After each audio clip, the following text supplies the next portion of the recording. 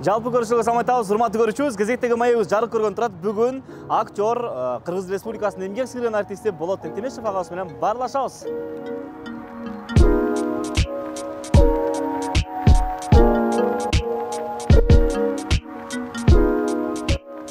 Урматтуу көрүүчүбүз, маекти баштайбыз буюрса. Алгач сөз түрдө амандашайынабыз менен. Саламатсыз. Деңсиңиз жакшы? Шүгүр. Аман эсенсизби? Кудайдын кудурети менен. Чарчабай. Каяка болмок элек. Баягы мүмкүнчүлүк бергенден ошондон пайдаланып, ошо бүгүнкү күн, эртеңки күн, андан аркы күн ошентип уланып келди тиричилик. Көрүүчүлөргө маалымат иретинде айтып кетсеңиз, урматтуу көрүүчүбүз, азыркы турган жерибиз бул Токтогул Сатылганов атындагы Улуттук филармониядабыз. Агабыз бул жерде жогоруда айткандай 1 жылдан бери көркөм жетекчи кызматындасыз. Ооба. Көрүп калдыңызбы? Эми чыгармачылык бар жерде эле бирдей, баягы өзүнүн форматы эле өзгөрбөсө, ошондой эле түйшүк, ошол эле сахна, ошол эле көрүүчү. Бир аз обондуу, аспаптуу жерге келдим. Куттуу жер, Кудайга шүгүр. Анткени бүгүнкү күндө кесипкөй, профессиональный, баягы айтканда, орусча айтканда, кесипкөй ушу өнөрпоздордун баш атуулук да. Ушул филармониянын негизинде ошол жерде эл шайырлары, эл акылмандары, элдин таланттары чогулган кезде ошол жерден кыргыз драм театры бөлүнүп чыккан, опера балет бөлүнүп чыккан, кукольный театры бөлүнүп чыккан. Көптөгөн бүгүнкү күндө биздин жүзүбүз болгон, көркүбүз болгон маданияттын тучокусунда турган чоң жааматтар чыккан куттуу жер ушу филармония. Кийинчерээк анан кийин Токтогул Сатылганов атында ыйгарылып, анан филармония болгон. Мынакей насип эткен экен ушул жерде кызматым өтө деп. Да, өтө деп маңдайга жазылган нерсени татыптуу көтөрүп жүргөнгө аракет кылат. Сюрприз. 2 эсе көп интернет. Переходи на О тарифтеринде. Сенде дагы көбүрөөк мүмкүнчүлүктөр бар. Көбүрөөк баарлашуу, көбүрөөк көрүү, көбүрөөк ырахаттануу. Жазды О мобилдик оператор менен тосуп ал. Сагынып атасызбы театрда? Эми кандай десең, бүгүнкү күндө сахнага чыгып актерлук кесибимди улантпасам дагы мүмкүнчүлүк бар, кино жааты бар. Ошол жакта актерлук кесибимди улантуудамын, калганы болсо көптөн бери эңсеген мүмкүнчүлүктөр, ошо режиссерлук, ошол сахнага менден кийинки жаштарга мүмкүнчүлүк берип, улуу муундар менен бирге иштешкенге аракет кылып атам. Жакын арада эле бул жерде Табылды Актанов агабыздын калемине таандык Чоң кербес деген пьесасы менен Токтогул Сатылгановго арналган чоң пьесасынын негизинде Чоң кербес деген музыкалдуу концерт спектакль коюлду. Элге тартууланды, жакшы алкыш, алкоолорго ээ болуп келатат. Кудай буйруса, муну туруктуу кылып биздин көрүүчүлөргө тартуулайбыз. Бул жерде чоң сабак, чоң залкар инсан атабыздын өмүр баянынан бир аз сареп болот. Анан кийин чыгармачылыгында көбүн эле угуп жүргөн эле мелодиялар, угуп жүргөн эле ырлардын баары кимирдик экен, билбейбиз, таандык экенчи. Бул жерден баарын тастыктап, ушул жерден жалаң ошол Токтогул атабыздын өнөрүнөн жаралган кербездери баары тең коюлган бир өзгөчө бир ажайып мындай элге тартуу болду. Албетте баягы жааматтын колдоосу менен. Ушу мен ойлойм, мүмкүнчүлүгүңүздөр болсо, эгерде соц тармактардан болобу бир жерден жарыяларды угуп калсаңыз, келиңиздер, көрүңүздөр. Ал үчүн сөз түрдө баягы филармониянын жеке баракчасына, Инстаграм баракчасына кирип карап турса, ал жакта сөз түрдө бөлүшөт болуш керек. Бүгүнкү күндө филармония мүмкүнчүлүгүн да кеңейтип атат. Кудайга шүгүр, биздин жааматтын жетекчилигинин аракети менен, Кыргызбай Рапаевич Осмоновдун колдоосу менен соц тармактарды эми толук кандуу колдонуп, YouTube каналыбыз да ачылды ал жерден. Бир топ биздин ырчылар, чорчулар уже элдин алкоосунда уже миллиондон ашык просмотрлар менен айтор өсүү деген өнүгүү менен жолундабыз. Ооба, бул жакта кесипкөй адистер эң мыкты иш алып барганын өз көзүбүз менен көрүп, көрүүчү болуп дагы келип бул жакта өнөрүнө күбө болгондорубуз бар. Ийгилик каалайбыз ага. Рахмат. Жакынкы арада 1 ай болду да. 1 ай боло элек. Бир аз жетелей экен. Орус улуттук академиялык драма театрынын жаш актрисасы менен маектешкенбиз. Анан ал жакта ошол актер актрисалар менен бир аз туруп калганыбызда кийинки келгендер экен да. Ата Амираев менен иштеше албай калдык, чогуу бир жактан да ойнобой калдык, жетишпей калдык окшойт да. Биз кичинекей экенбиз анда деп анан сиздин ысымыңыз айтылды, Козыкеев, Марат Козыкеев раматтылык, анын ысымдары айтылды. Мындай барбы калыңыз мында кайра барбы театрга? Азыр айтып атсаң бир кызыктай болуп кеттим өзүмчү. Амираев менен иштешпей калдык, анан кийин мени менен иштешпей калдык. Анан кийин менин бир орун болгон курсташым Козыкеев менен иштешпей калып десе, биз аман сообуз. Амираев дагы аман соо, тилекке каршы ошол Марат деле катарыбызда жок. Иман саламатта болсун, ал киши өзгөчө киши эле да. Курсташым бир чети, калемдашым, мындайча айтканда баягы катарлашым, саналашым дегендей. Эми чыгармачылыкта мындан азаматтар көп болсун, бизде дагы ошо Мараттын көптөгөн шакирттерин билем. Ошол шакирттери кыйын чыксын. Марат Амираев болсо бүгүнкү күндө чыгармачылыгы менен толук эле ушул кошуна өлкөдө, Казакстанда көп жылдан бери ошол жакта кино жааты көп каржыланганга байланыштуу чакырылып ошол жака баш багып кеткен. Андан тышкары режиссерлук жагындагы кыйла мурда бирге иштешкенде ошо Орус драма театрында аркалап бир топ спектакльдерди койгон. Ал жагында өздөштүрүп жүрөт. Ага да ийгилик каалайм. Мен болсо эми баягы маңдайга чыгармачылыкта ушундай да бизге мындайча жоокердик милдеттеме да. Театрда иштебейт, театрда кызмат өтөт. Ошон үчүн ушул жерде сен талап болуп атат, сени чакырылып атат дегенден кийин баш тартпастан, мисалы бул жердин башын ушул бүгүнкү күндө чыгармачылык жааматтын негизин түзүп, оңдоп, түзөп, бүгүнкү күндө кыргыз маданиятынын флагманы, алдыңкысы болгон улуттук биздин филармониянын башында турган, ушундай деңгээлге жеткирген Кыргызбай Рапаевич өзү Осмонов чакырып, ушундай шарт болуп атат, ушундай салымды кошуп бер дегенден бир ооздон айткан соң мен баш ойлонбостон келдим. Анткени бул жерде мүмкүнчүлүк көп, мүмкүнчүлүктөн баягы чыгармачылык жааттан да. Бүгүнкү күндө көп нерселер өзгөрүлүүдө. Ошол мындайча айтканда баягы кайра жаралуу. Албетте буга чейинки көркөм жетекчинин иштеген угуна салынган жөөтү менен келатам. Мындайча айтканда аны билесиздер. Максудов Алтынбай Аскарович өзү болгон бул жерде көп жылдар бою. Эми ошонун аркасын баягы ишенип мага андан ары улаганга, жасаганга аракетимди мүмкүнчүлүгүмдү колуман келгенге бир мүмкүнчүлүк бергенден кийин мен ойлойм бул жерден колдонуп калыш керек дедим. Башында айткандай элечи. Ошон үчүн баягы кызматка чакыргандан кийин, кызматка кел дегенден кийин кызматты ырыскы катары, мүмкүнчүлүк катары кабыл алыш керек. Актерлукта айтып атпайбы, актерлукта бул жакта деле катышып, өзүмдүн баягы көйгөйүмдү, ичимде болгон толгоолорду ырчыларга же болсо бир музыкальный концерттерге кошумчаларымды жасап жүрөм. Чыгармачылыкты октой элек. Жеке актерлук жакта болсо мен ойлодум, кино жаатын деле калтырайын деп көбүнчөсүн. Киного арнайын дедим да.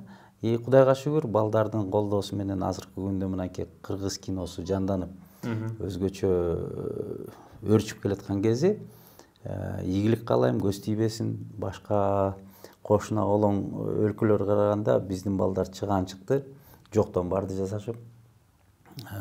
Жада калса ошолорду да тамшандырып атышат. Башка жактан эл аралык деңгээлде деле атыбыз бар, Кудайга шүгүр баягы. Көч бара-бара түзөлөт дегендей, менин оюм калды, кийинчерээк ушул ойдон калбайбыз да биз. Тасмада калсаң ошол ойдон калат экенсиң, мүмкүнчүлүгүң болот экен. көркөм жетекчи деген эмне, көркөм жетекчинин милдети эмне деп бирөөлөр айткандай, өз убагында кол астында иштеген таланттуу инсандарга өзүнө жарашкан, заманына, көркүнө, үнүнө, талантына жарашкан чыгармаларда ойногонго, ырдаганга, бийлегенге мүмкүнчүлүк бериш керек экен. Бирден бир милдетибиз. Мен дагы ошол нерсени аткара аламбы, бүгүнкү күндө аракет кылып атам. Биз ойлойбуз, жеке өзүм ойлойм, эң жогорку деңгээлде аткарып барышыңыз керек. Кино боюнча көпчүлүк баягы актерлордун арасында сөздөр жүрүп атат го. Кыргыз фильмде мисалы көп режиссер менен иштеше албайбыз, же болбосо чакырышпайт деп айтышат. Анан ошол эле учурда азыркы тамашоонун мыкты жигиттери сонун продакшн болуп, өзүнчө топ болуп кинолорду жаратып атышат. Ал жактан дагы баягы бирөөсү чакырылса, бирөөсү чакырылбайт. Анан дайыма эле бир актерлор мындай катарынан тартылып жүрөт, тартылбай калгандар ар кандай сөздөр айтып жүрүшөт. Сиз эки жакта тең барсыз. Кыргыз фильмдеги мисалы Актан Арымкулат агабыздын да кинолорунда барсыз. Тиги сиздин чыгармачылыгыңыздын башынан киргенде эле Сундук Братков, Нурбек Экен агабыздан баштап эле. Болот экен да айырмачылыгы. Эки жактын тең көрдүңүз да. Алар деле азыркылар деле өздөрү айтып беришет го. Тиги режиссерлор башкача тартышат, а биз башкача тартабыз деп. Кино, эки жактуу кино. Башка бир эле сөз. Эки тарапты сен айткандай экиге бөлө турган болсоң, эки тарапты кинону бөлүп болбойт. Ар кимдин өзүнүн тили ар башка, өсүшү башка, көз карашы өзгөрүшү мүмкүн. Актер катары бул жакта да, тиги жакта да болуп аткандан кийин, мен ойлойм, мен устаттын сөзүн эстедим да. Өткөн кылымдан бир 88-жылдары Марат Козыкеев, көптөгөн таланттуу биздин курсташтар менен ошол Союздун акыркы студенттерибиз деп койсок болот. Ленинград шаарында, азыркы Санкт-Петербург шаарына барып окуп калдык актерлук. Ошондо бир нерселерди учкай мындай жеңил айтылганы менен артында чоң чындыгы бар да. Эч кимге кереги жок, кесиптин ээси болдук. Да, бүгүнкү күндө чынын айтканда элдин курсагы ток болуп күйгөй болсо, ток болбосо, санасы болсо, өнөр посту ойлогон эч ким жок болот. Бизге эч ким кереги жокпуз. Качан курсагы ток болуп, санасы болуп, көңүлү жөнүндө эстегенде, анан балким кестейт биздичи. Дагы бир экинчи чындыгы бар. Баарынан көз каранды кесиптердин бири. Баарынан. Камерадан, сизден, режиссердон, сценаристтен, драматургтан, отдел кадрдан, ошол сахнаны жасаган монтировщиктен, туура эмес декорациясын коюп койсо, аңтарылып жүрсөң, бүт баарынан көз каранды. Ошон үчүн өзүң экинчи мүмкүнчүлүгү ошол аракетиңе жараша эле мен бармын, мен жасайлам деген нерсени аркалап иштей бериш керек. Баягы мээнет жерде калбайт экен. Балким ошол киностудиядагы биздин Залкар агалар менен иштешип калганым, ошол жерден бүт эле жаш актер болобу, же болбосо тажрыйбалуу актер болобу, ошол жерден сынактан өтөт. Сынактан өтөт, кастингден өтөт, жарайт, жарабасын айтат. Бүгүнкү күндө мага бир кичинекей мүмкүнчүлүк, мен өзүмдүн оюмду айта алгам да. Эгерде тандалып калсам, мен мисалы ошол эле киностудияда болчумун, кайсы жерде болот, мен минтип көрсөм кандай болот деп, бул чыгармачылык. Ортодон кандай бир ой пикирлер алмашып бир ойго келсек, анда аткарыла берет. Болбой калса болбой калат. Таарынычтын кереги жок. Жок, бул жерде чыгармачылыкта бир жылдар айтканда баары сценарий да жакшы, тартуучу кишилер да, команда жакшы, но уюштургучтардын, уюштуруучу топтун ар жагынан дагы бир мага көңүлүмө жакпаган бир нерсе болуп калып, анан кийин режиссер менен жолугушуп, агай кечирип коесуздар, сиздин площадкаңызда, киносъемочный площадкада ренжиген, ичине бир мындай ичи толбогон, бир көйгө мындай аябай мындай кандай десем, бышпаган сары майдай болгон актер керекпи десем, жок, мага кереги жок дейт. Эгер таарынбайсызбы десем, жок, таарынбайм дейт. Анда жакшы жагыңыз деп эле ажырашып эле кете бердик. Анткени уюштургучтардын өзүнүн маселеси болуп калды да. Анан кийин андай да болот. Кээде болот, баары келишкен, баары жакшы, кинонун, сценарийдин мамилеси баары. Анан кийин ошол жерден ушул ролдун өзү аябай баалуу болот да. Анан ошого кайра салып эле ошону аткарсам дейсиң. мүмкүнчүлүгүм боюнча аткарып эле жүрөм. Бир гана нерсе баягы кайталанбаганга аракет кылам да. Сизди эмне ренжитет? Эмнесине ренжитет? Ушундай площадкада мисалы иштеп аткан командада. Көбүнөр жаштар да билет, жаш команда жана сиз айтып аткан команда да билет. Талабым аябай чоң. Алар үчүн чоң. Бул жөнөкөй эле баягы тартип. Камерага, съемочный площадка келгенден кийин баары ушул тартылуучу сахна менен жашаш керек. Эгерде бирөө там камеранын артында, эми биз баягы көрүүчүлөр ойлойт да, биз тиги жашоодо эле ойнойт. Бирок камераны карап турган менен ошонун артында көптөгөн жашоо көзүн чукуп салбайсың да. Көрүп турасың да. Бирөө тамашалашып атышат, бирөөсү ошум этип атышат, бирөөсү болсо YouTube'да отурабай туруп, кайды керек экенин көрүп туруп, меники дагы келбейт да. Эгерде баары көрүүчүдөй уюп, өзүң билесиң да сахнада, көрүүчүдөй уюп, сага кандайдыр энергетикасы менен, жанагы күйүүсү менен, санаасы менен, сени менен бирге болсо, анда эметер бир кандай дем берилет да актёргочу. Мына ошол нерсе болбой калса, анан сенден талап кыла берсе, эмне болбойт, монт койбойсуңбу дей берсе, анда катуу айтканга да туура келип атты кээ бирде суранып, же болсо площадкада билсек болобу? Жок эми айтып ошонун артынан жакшы результаттар чыгат экен, ошондой. Ошон үчүн балдар айтат, болот байкенин талабы бар депчи. Антпесек болбойт экен. Демек сизди чакырарда алар билишет. Билишет. Бул нерсе баягы токчулуктун белгиси эмеспи? Сиз тоюп калган эмессизби? Мындай фильмдерге артынан чакырып, анан мисалы жаңы тартылып баштаган бирөө болсо сиздин ордуңузга, ал ошонун бүт баарын кино ушундай тартылат турбайбы деп эле талабын кое албай эле мисалы. Мисалы да, смена 12 саат. Киного тартылып көргөнсүң да өзүң? Жок. Кудай буйрса тартылып. Буйрса. Киного тарткандар болсо 12 саат бою иштейсиң. Кээ бирөөлөр кандайдыр уюштурулганданбы, ошол художник, баягы сүрөтчүлөрдүн командасы бир көйгөйгө байланыштуу 14-15 саат болуп кетет. Сени 12 саат бир сменге чакырат, анан узартып кетип, ыңкырап эле күтүп отура бересиң, анан кийин же ролуңа курчубайт, анан кийин мына тарталы дегенде, а сен настроюң жок. Ушундай болот да. Ошол маалда айтам, балдар, 12 саат, шарт боюнча 12 саат. Мен 12 саат силерге мен настроен. Жок, байке кечиресиз, 12 саат болбой калды, 14 саат болуп калат турган болсо, анда кечиресиздер, дагы бир шарт кошом анда.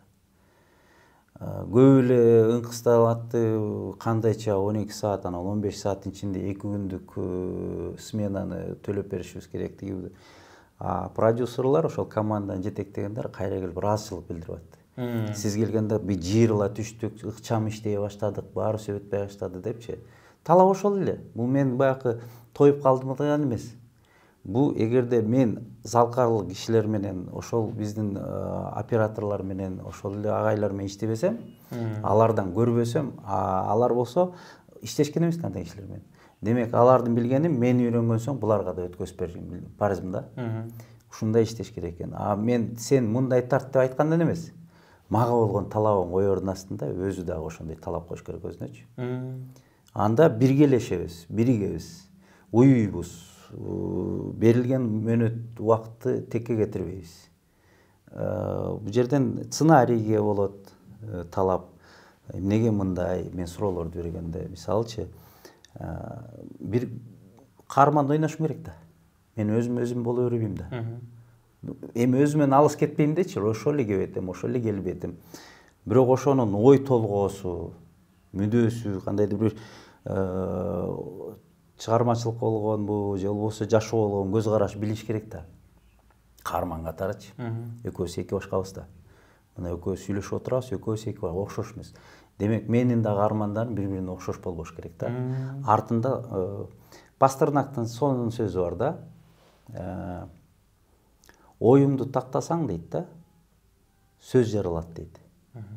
Сөзүңдү тактасаң аракет кылдырат дейт. Аракет кылдырат. Аракет кылсаң дейт, адатың пайда болот дейт. Адат кыл. Бар аракет кылып жүрсүң, бир адат пайда болот дейт. Адатың дейт, сенин мүнөзүңдү калыптайт дейт. А сенин мүнөзүң тагдырыңды тактайт дейт.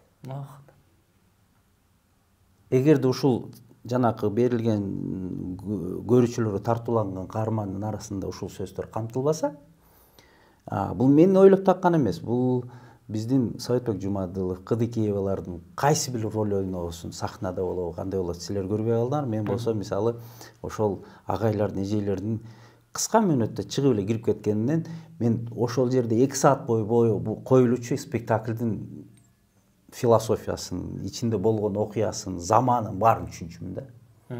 Көрсө алар ошондой толуктап чыгат экен да. Жанакы нерсени. Болду. Андан кийин спектаклди көрбөй эле кете берсең болот. Анткени ошол кичинекей кыска болобу, чоң болобу, ошол жерден баарын берет да сагачы. Маңызы чыгат. Чыгарманын кээ бирде болот баягы калемден жаралган орточо жазылган диалогдор менен эптеп эле эметкен, ошонун маңызы толтуруп турган чыгарып салса, укмуш пьеса экен деп коюшат да. Окуй келсең болбогон эле чыгарма. Ал аткаруучунун дараметине жараша болот да. Чоң чыгарма, чоң калемгердиги, чыгармачылыктын калемине таандык ушундай сонун чыгарма, ойдой келсең ушул эле окуяны жазып эле дейсиң. Ал кайрадан эле баягы сахна алып чыккан актердун дараметине жараша чыгат да. Театрда да айтып коюшат го. Сценарий бир аз начар болуп калды, бирок режиссердун, актерлордун күчтүүлүгүнөн мына ушундай деңгээлге чыгарды деп баягы актердун дарамети менен кошулуп отуруп. Ошону айтам, ага кандай ушул чыгармачылыкта ошмо болот. Анан ошон үчүн ойлойм да мен тиги просто ошондой эле жөнөкөй эле бир талабым. Маңызы болуш керек, анын бир таасир эткен бир нерсеси болуш керек. Сезимби, ойбу. Эгерде ой менен сезим экөө тогошуп келип туруп, тарс этип бир тийсе, андан бетер жакшы. Ооба. Анткени спорт менен маданият экөө массалык мүмкүнчүлүгү бар да, таасир эткенгечи. Бирок спортто эки ой менен келет. Же жеңет биздикилер, же жеңбейт. Эки ой, кыйналбайт, бириктирет да. Жеңилсе да биригип алып кетишет, атта эңкити талкалайбыз депчи. Көрүүчүлөрчү, күйөрмандар. Биригип алып, бир ой менен. Же жеңсе аны жеңдик деп кетишет да. Театрга киргенде ошол эле масса кирет, ошол эле толук. Бирок бири-биринен бириндеп чыгат да. Ар кимиси ар кандай ой алып чыгат. Бирөөсүнө жагат, бирөөсүнө жакпайт, бирөөсү болсо күйөт, бирөөсү күйбөйт. Ар түрлүү ой менен. Ошон үчүн маданият бириндетет да. Бириндетет деген сөз кандай мындай инсан кылат. Жанагы бөлүп ойлондуруп чыгат эгерде. Толуктайт адамдын да, жеке өзүнө. Жок, жеке бирден толуктайт. Бирден толуктайт. Тастыктап чыгасың ошол жерден, ойго чыгасың. Бирок ошону менен бирге эле спорттон да күчтүү мүмкүнчүлүгү бар, үгүттөгөн жагы бар, даватчык жагы бар, мисалычы. Ошол жагын колдонгонго аракет кылышыбыз керек. Мен бирден бир ошо маданиятка чакырганым, кандайдыр бир ойго келтире турган нерсе. Мен мугалим айта берчү эле да. Ар бир суроонун артында жөнөкөй жооп болуш керек.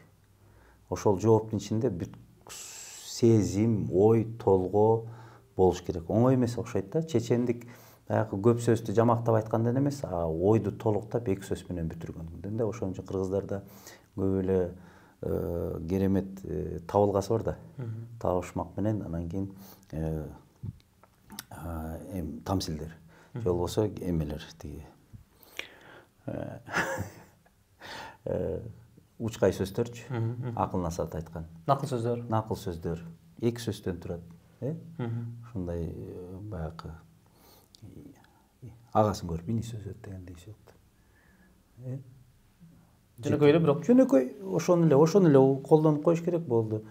Кыска нуска айткандай, ошондой сыяктуу эле бир убакта ютубта болуш керек, балким барбы, жокпу, орус тилинде бир интервьюда жооп бергем. Маданияттуу киши ким дегенчи. Аябай толкундадым да. Түз эфирден жооп беришим керек. Маданияттуу киши ким болду экен? Маданияттуу киши ким негизичи? Кантип мындайча айтканда бир кыска сөз менен айтканда мүмкүнчүлүктү издедим. Анан ар толгондум, бери толгондум, эфир келатат. Балдарды мектепке таштадым. Саат 8:30 эфирге чыгышым керек. Болду. Азыр сөзүн башын айта албай, оюңду чалжыратып айтор, уят болосуң деген сөздү айтып алып, ошол сөз уят деген сөздөн эле апамдын айткан сөзүн эстедим чоң энемдинчи. Уяты жок, иманы жок дегенчи. Анан суроом ордуна турду. Анан бир келип эле ушул мына маданияттын өкүлү канча жылдан бери кызмат кылып атат деп мени тааныштырган соң анан кийин сизге түз суроо эле берилди. Мага маданияттуу кишим деген. Уяты күчтүү киши маданияттуу киши дедим, болду. Анан дейт, болду. Кандайча дейт. Ошол сезимди алып мындай четке коюп эле адамды өзүн калтырып койсоңуз. Алып эле бир эле сезимди, уятты алып эле мындай коюп койсоңуз, ушу жараткандын башка жараткан макулугунан эч кандай айырмасы жок болот да. Неге кийинип жүрөбүз? Жылаңач уят. Неге кол сунуп учурашабыз? Болбосо башкача болот эле да. Мунун баары шарт, мунун баары мыйзам. Ошол уяттын артынан чыккан нерсе. Ойлонуп карап көргөндө чын эле бир эле сезим. Бир эле сезим. Сезимди алып туруп карап көр деген жакта, чын эле жакта. Бирок көп киши карабайт го. Көп киши жок, ошол уят баарыбызда эле бар, бирок канчалык деңгээлде. Ошончо уяты күчтүү деп атам. Анын артынан намысы да болот, эмнеси да болот, баары болот. Баары болот. Сундук Предков сурасам болобу? Айтыңыз. Канча жашта элеңиз ошол? Эсептеп көрүңүздөрчү. Эсептеп көрүңүзчү. Мен азыр чукул суроо бергенден жооп бере албай атам, бирок бул 2004-2005, 2006 жылдары чыккан тасма. 2004-төн башталып, анан 2006 жылы бизге келди. 2004-2024 жыл. Алгачкы проекттердин бири да. Чоң да. Чоң тасмалардын кинопленкага, кинокамера толук кандымда айтканда. Азыр цифра эмес, кинокамера 2 дубль берет. Андан ашып бербейт. Бербесе 1 дубль менен чыгасың. Анткени кинопленка. Кайра тарткан болбойт. Кодек 1 метр жөн эле тартылбаган пленка өзү $75.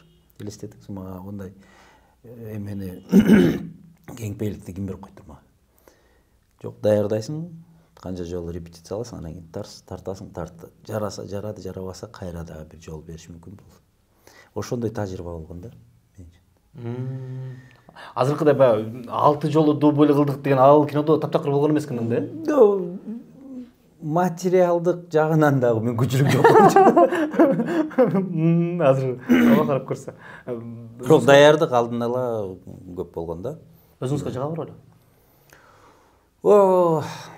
Биринчи тасма катары аябай жакшы, көп суроолорум бар өзүмө, көп суроолор ошол сценарийге.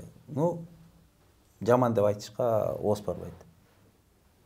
Бирок суроолорум бар өзүмө. Эмне суроо? Бир-экөөнү бере аласызбы? Эмне суроо болушу мүмкүн? Жакшы жагы көбүнө жаап кетет. Бул жеке менин актерлук жагыман да, баягы кесиптик. Бул баягы жалпы көрүүчүлөргө айтканда деле, талдаганда деле кызыгы жок. Бул баягы эме устакананын ичинде калчу эле ыкмалар да. Жеке өзүңүзгө? Да, ошондой эле. Бул жерин туура эмес, бул жерин мындай тиги. Бирок Кудайга шүгүр, ал жерде иштеген, ошол жетектеген Нурбек эгендин тартуучу жамааты аябай күчтүү болгон. Алардан көп нерсени үйрөндүм.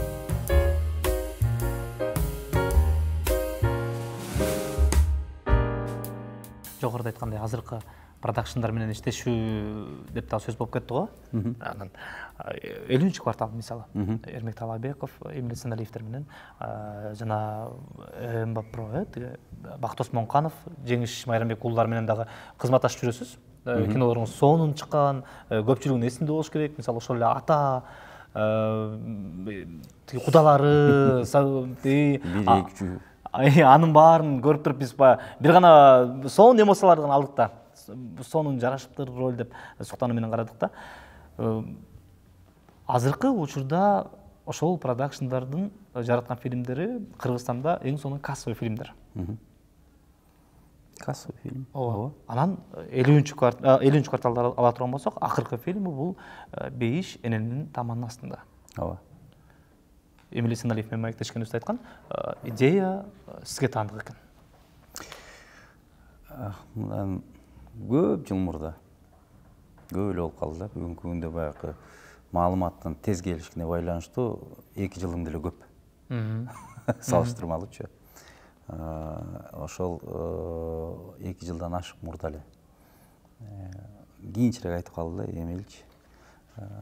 Ушундай келип кызматташтык, сиздин ой пикириңизди уксак деп. Анда кайсы жал жакта ошол жерде бир офис бар экен балдардынчы. Барып ошол жерден угуп сүйлөшүп атып, эмне көйгөй, кандай сценариңер бар деп билсем, сценарий разработкада экен, жазыла эле экен. Мен бир талап жазылгандан кийин бергиле сценариңерди үйрөнүп, ой коюн. Жарашса айтайын, жарашпаса кечирим сурайын. Жок, кечирип коелу, мен биякта ошондой ролду ойноптум, деп эле ачыгын айтам. Мен жаза албайм депчи. Же болбосо ортодон башкача өзгөртсөк тиги бу деген ойлорум болот да, негизичи баягы ар бир чыгарманы окуганда эле. Ошондой бир окуяны айтып беришти. Албетте көңүлүмө тойгон жок. Мындай ичим чыккан жок да. Көп жери калп экен. Калп дегени кандай? Баягы чындыкка жарашпаса да күчкө салып эле окшоштуруп салат го. Көркөмдөп. Жок, көркөмдөп эмес. Логика жагынанчы. Көбүнчөсү бир окуяны алышат, окуя эмес, идеяны алышат. Идеянын артында кандай окуя экен? Ошол идеяга жарашкан баягы ой толгоосунун баарын ача ала турган бир окуянын линиясы болобу болбойбу, ошолордун баарын тастыкташ керек да. Ары калчат, бери калчат, анан кийин кандай дейсиз, эмне кылсак дейт. Марат Раматовду эстедик, кайнатасы эмеспи?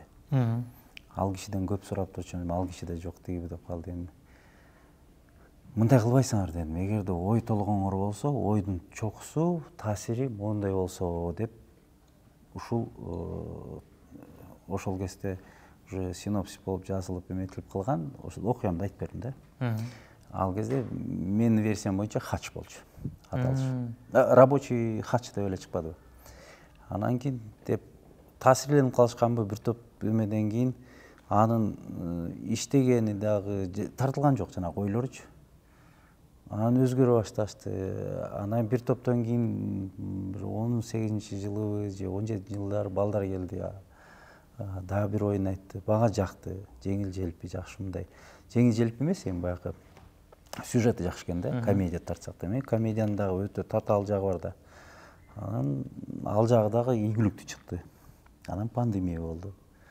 Анан бир топтон кийин эгерде тартсак, мен ушул ролду ойносом деген көйгөйүн. Мен карап көрсөм, мен деле жашым өтүп кетти. Ал ролду ойносом тиги бу депчи. Өзүмө баягы ылайыкташтырып, илгери эле ой толголорум болуп жүргөн да. Анан убакыт өтүп атат. Анан айттым, колуңан келсе жаза. Мен сага эле тагайын, эч кимге бербейм. Сен көп сурагандар болду да, кандай кылалы, ишке ашыралы дегенчи. Кечирип койгула, мен Эмиль менен шерттешип койгом, ошол ишке ашырам деп атат. Жетишсең жетиштиң, жетишпесең анда башка күндө чечилер депчи буйруганын көрөбүз. Себептен себеп баягы жакшы саналаш кишилер болсо, ичи таза болсо, жакшы кишилер менен жолуктурат дегендей. Руслан Акун менен дагы иштешкенбиз, эки баатыр, анан көптөгөн чыгармаларында. Анан Руслан Акун экөө ошо белденип калыптыр деп уктум. Анан келишти, келип туруп ушундай оюңуз бар экен, ушундай эмнеке, кандай дейсиз эгерде биз киришсек деди. Мен Русланды билем, өзүнүн чыгармачылык көз карашы бар экен. Эгерде таңуулап ага жок меникинде моундай деп туруп алсам туура эмес, анда идеясын берейин силерге. Анткени сенин мүмкүнчүлүгүңдү билем, дарыметиңди билем, баарын билем, ишенем, батамды бердим. Ошонун негизинде? Ошонун негизинде анан кийин экөөлөп ошонун ишин ашырып, Кудайдын, биринчиден Кудайдын колдоосу менен, экинчиден балдардын аракети менен бүгүнкү күндө көрүүчүлөрүбүзгө тартууланып атат. Өзүңүз көрдүңүз да? Көрдүм. Канчалык ишке ашыптыр ошол өзүңүздүн кыялыңыздагы жанагы? Жок, ал сюжет башка, баягы меники башкачараак, бирок ошондо айтылуучу ойлордун, ошондо айтылуучу берилүүчү көйгөйлөр көп нерсесин баары тең ишке ашып, таасири күчтүү болду да. Мен эч нерсе да билбейм, бир эле тазим балдарга ыраазымын. Ошол анткени сюжеттин линияны байкасаңыздар, угу менен акырын жөнөкөй нерсе менен эле чечилип келе берет да. Бүтүсүздөн, бирок ошол менен жана мен сизге айткандай эле эмеде тиги уят деп айтпаймынбы? Жанында эле ойлоп жүргөн эле киши, бирок ошону ойлобойсуң да. А бул жерден эми кантип эле болсун деп атсаң эле чечилип калат. Анан бир нерсени туйдум, балдардын ушу жасаган аракетинин артында эгерде жараткан омин деп колдоп койсо, адамдын кандай ыкмасы, кандай бир эмеси болбосун, бүт баары жоюлуп кетет. Чек ара деген жоюлду алар үчүн. Бир кандайдыр көйгөй сана деген жоюлду. Эл бар экен, журт бар экен, адам бар экен. Анан ниет бар экен. Улуттарга да бөлүнбөй калышты да, бир эле жок, адам анан кийин жараткан болду. Бул жерден эч кандай, бул жараткандын астында баарыбыз бирбиз. Ошол нерсени балдар тасманын артынан алып чыгып койгондо эле, албетте энеге болгон мээрими, албетте эненин балага болгон мээрими, албетте баягы баары беш кол тең эмес, баягы күнөөсүз адам болбойт. Жада калса ошол ыйык энебизде дагы кетердин астында. Эми бүт баары келишип калган да. Ушундай жазылган, ушундай толгонгон. Өзүңүздүн ошол ой толгооңуз болсо, убагында бул нерсе. Өзүңүздүн кыялыңыз бар беле, мисалы, өзүңүздүн энекеңизди, мисалы, Меккеге ушундай алып барам деген. Сиздики жок. Жок, барыбызда бар. Анан мындай ишке ашырдыңызбы, мисалы, же ошондой алып барам деген оюңуз бар беле, мисалы? Жок, бул кыялымда эле, чыгармачылыкта эле. Чыгармачылыкта мен элем даватта. Мен апама ыраазымын. Атам баягы 6 жатып 10 түш көрсө да көрбөгөн жерлерди көрсөттү. Жетпеген жерге жеткизди. Азыркы бүгүнкү күндө бир аз кыйналсак дагы, бир аз өзүбүздү баягы белибизди бек бууп туруп, ар бир өзүнүн тилегин аткарып, Кудайга шүгүр, баягы жол кире деген эмнени табылса, азыр эле барсаң болот, мисалчы. Турмуш өзүнүн мүмкүнчүлүгүндү берет экен. Ошого байланыштуу бүгүнкү күндө өзүм энемди алып барам же алып барбайм деген сөз андан эмес да. Хач Кудайга болгон жол, өзүңө да. Ал жолду апаңа болгон мээримиң менен көрсөтсөң болот. Алып барып эмес. Ошол эле бейишке чыгарсаң болот. Ошол эле көңүлүң менен, ошол эле жанында жүргөн кишинин көңүлүн тапсаң, көңүлүн орутсаң кайра эле. Баары колубузда азыркы учурда да. Меккеге алып барып, эми баягы мусулмандык парызыбыз, бул ыйык нерсе да, мүмкүнчүлүкчү. Негизги көйгөй хачтын өзүн ойлойм да, менин оюмча. Бул адамдын өзүнүн Кудайга болгон умтулуусу да, улуу хачтардын бири.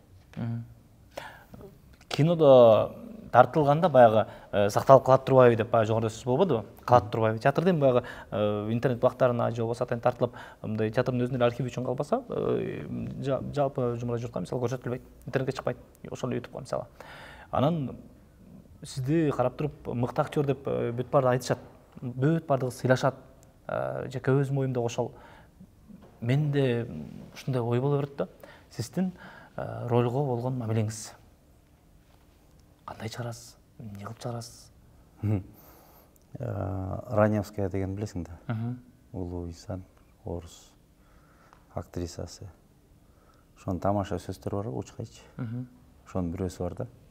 Балдар, уят кылат, акча түгөнөт деген да. Акча түгөнөт, уят кылат депчи. Ошон үчүн жанакы эле сөз да баягы. Эртеңки күндө кайра андай роль жок дейсиң, менде толтура андай ролдорду эле. Уяланып турган дегендер толтура эле. Жок эмес, бар. Бул жер мындай кылып койсоң болмок экен. Ушуга бекер макул болуп. Андай деле бар, ар бир кишиде, ар бир актерде болот. Эгерде мүмкүнчүлүк берилсе, ошону тагыраак аткарганга. Менин баягы чыгармачылык жолдордо болгон. Сценарийди алып келишет, жок, алтын, мен мындай ролду мен аткарып турмаймын башка жакта десем, кайсы жерде моундай? Жок, биздики башкача дейт. Жок, мен баягы ичинде талабын түшүнүп атам деп, окшош туруп калам, окшош болуп калам. Башкача кыла албай калам деп эле баш тартам да. аз болсо да саз болсун деген ойдомун. Роль берилгенде сизге эң биринчи максатыңыз жаңы эле айткан сөз экендесиз да, уят кылат, акча төгөнөт. Да, жок, эми мындай караганда эми баягы уят болбогонго аракет кылсаң деле болот баягы. Бирок эми ал жерде көптөгөн себептер бар да. Кээ бирде болот актер аракет кыласың, жасайсың, тарткан команданын, монтаж кылгандын, анан ордогон партнерыңдын себебинен сен баягы ойлогон нерсең аткарылбай калганчы. Анткени айтып атпайм, көз карандыбыз. Могу жалгыз көз камерадан көз карандыбыз. Могу тартылып турган светтен көз карандыбыз. Сүйлөшүп аткан жаныңдагы партнердон көз карандыбыз. Анан ушу ушу партнер келишпей калыптыр деген сөздөр деле болуп жүрдү. Ошондой да. Бир убакта мындай учур болуп кетти эле, ошол нерсе сизде кандай ой жаралды эле да? Тамашадан чыккан азыркы учурдун кино жаратуучулары, актерлору убагында бир мындай сын пикирге кабылганда алар окуган эмес да дегенчи. Алардын бул диплому жок да, окуган эмес деген баягы окугандар менен окубагандардын ортосунда мындай бири-бирине болгон ушундай сын пикир болгон. Анан ошол учурда сиздин жеке оюңуз кандай эле, мисалы? Азыркы учурда канчалык өзгөрдү, мисалы же өзгөрүү? Жок, ошол жерде эле, ошол кезде эле бар болчу.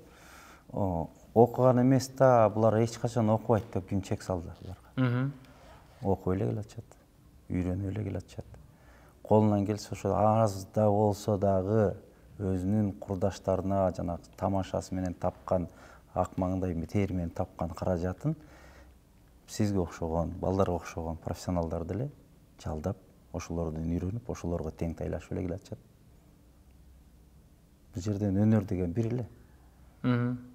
Баарына бирдей эле берилет, ошол эле кол, ошол эле көз.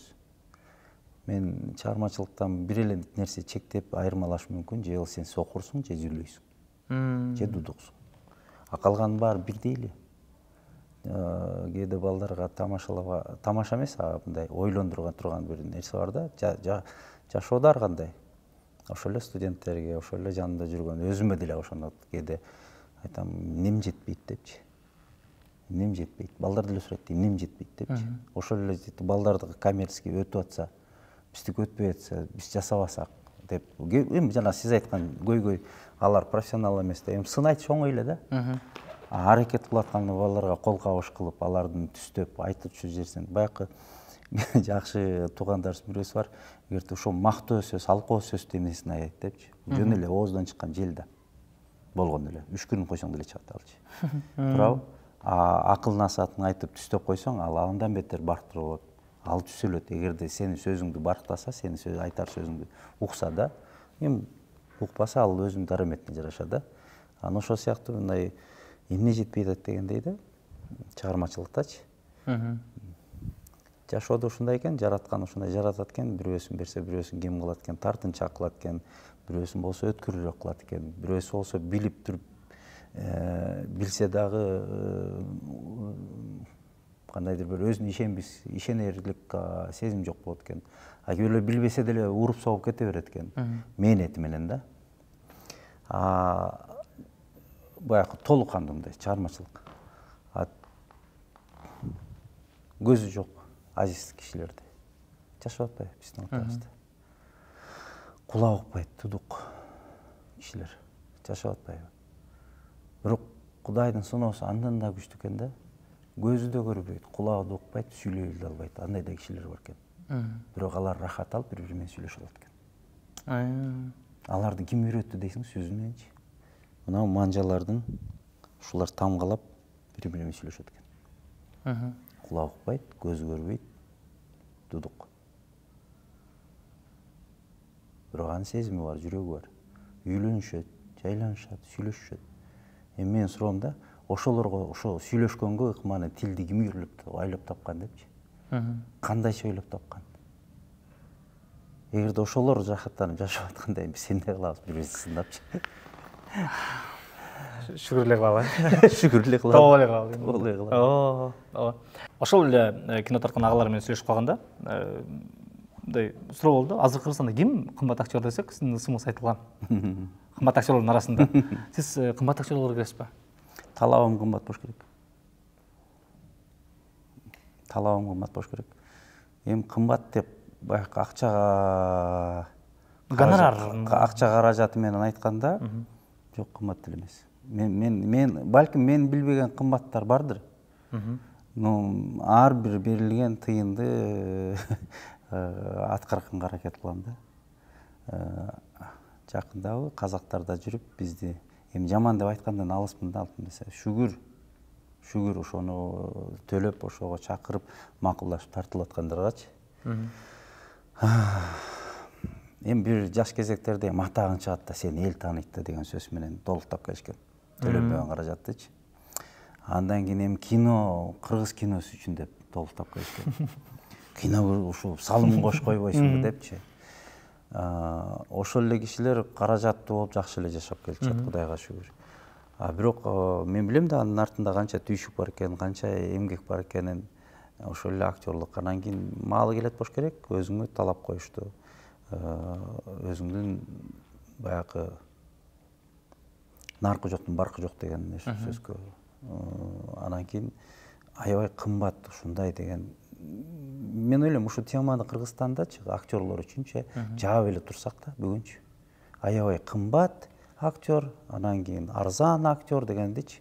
Деле актерлор биздики жасаган эмгегибиз артынан кайтпайт. Анткени биздики чектелүү эле эсепке алынганда канча, мисалы, 2 миллион киши көрөт тасманычы.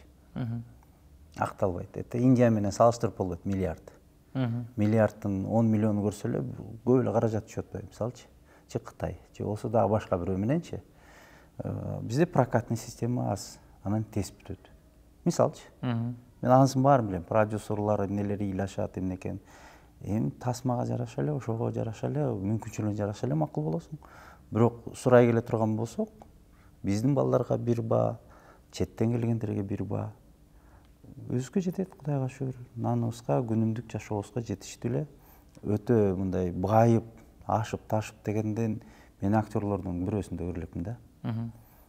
Голливудтукундай же болбосо болбой калды деген кошуна тиги Казакстан актерлорундайчы. Жок, андай эмес. Ушуну негизи эле айтып жүргөн, анан суроону узатып жүргөн журналисттерге, ушуну тастыктап Болот Тентимишев кымбат актерлордун. Кымбаттыгым кайсы? Бутуман баштап башыма чейин мага кийгизги эле каарманга жараша деп сураганымбы? Болбосо кино тасмага чаркысаң кечирип коесуз, сиздин кара костюмуңуз барбы дегенге мен каршымын. Ал менин жеке костюмум. Кинону койсуз. Жок, менин жеке костюмум. Кээ бирлер ошентип колдонушат. Анан кийин жок, алтындар, мен киного чакырып атасыңарбы, таармап атасыңарбы? Демек ошо каарманга жараша баарын камсыздап бердиле. Мени атайын 10 жыл бою тастыктаган, үйрөткөн. Керек болсо илгерки билем, Абдулас Малдыбаевдин ролу тапшырылып калды бир жанакы бир сомдуктачы. Ошондо жашоомду кийген эмесмин да, жанакы 20-жылдары кылымдын башында, 20-кылымдын башындагычы. Жана шарабар шымдарды, жанакы косоворотка деп коет, мындай жартылай көйнөктү мисалчы кийип көргөн эмесмин да. Абдулас Малдыбаев аталар жаш кезинде ошондой көйнөктөрдү кийип орустардан өткөн. Ошентип жүргөн кез экен да. Анан карап туруп анан кийин костюмду берип койду. Кийип жүр деп. Кийип жүрдүм. Кийип ошого көнүп антип баягы өзүмдүкүндөй болуп. Анан кайра тартылгандан кийин бердим.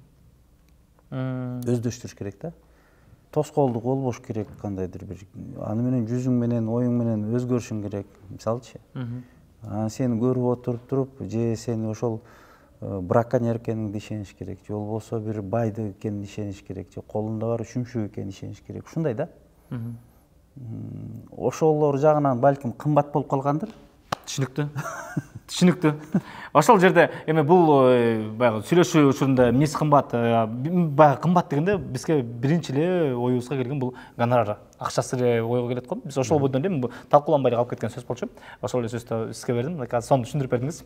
Түшүнүктүү болду окшойт, жалпы көрүүчүгө. Эгерде кимдир бирөө кызыктуу болгон болсо, баарына түшүнүктүү болду окшойт. Жооп.